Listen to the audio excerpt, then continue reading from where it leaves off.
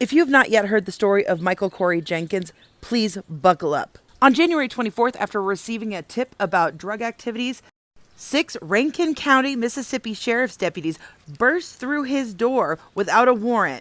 They proceeded to handcuff and then beat Jenkins and Eddie Parker, who was also there. They spent 90 minutes deploying their stun guns over and over into these 2 men's bodies. The specs from the stun gun show that they were deployed over 20 to 30 times in an hour period. Then the 6 deputies found a marital aid and attempted to SA both Jenkins and Parker, first inserting it into their mouth, and then Jenkins had to defecate himself to prevent any further actions. After their failed SA, they forced the 2 men to lie down on their back and they began to waterboard them with beer and milk they had found from the fridge. Then they grabbed eggs from the refrigerator and started throwing them not only at the men but all around the home.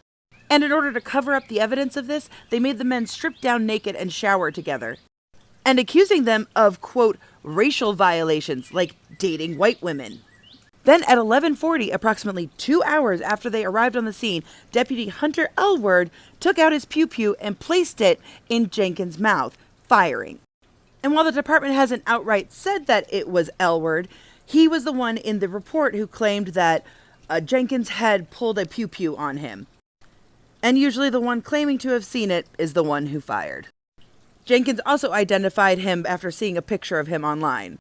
And although many of you have seen this picture, this is what Michael Jenkins looked like when he got to the hospital. He suffered from a lacerated tongue as well as a shattered jaw. He now suffers permanent nerve damage on that side of his face.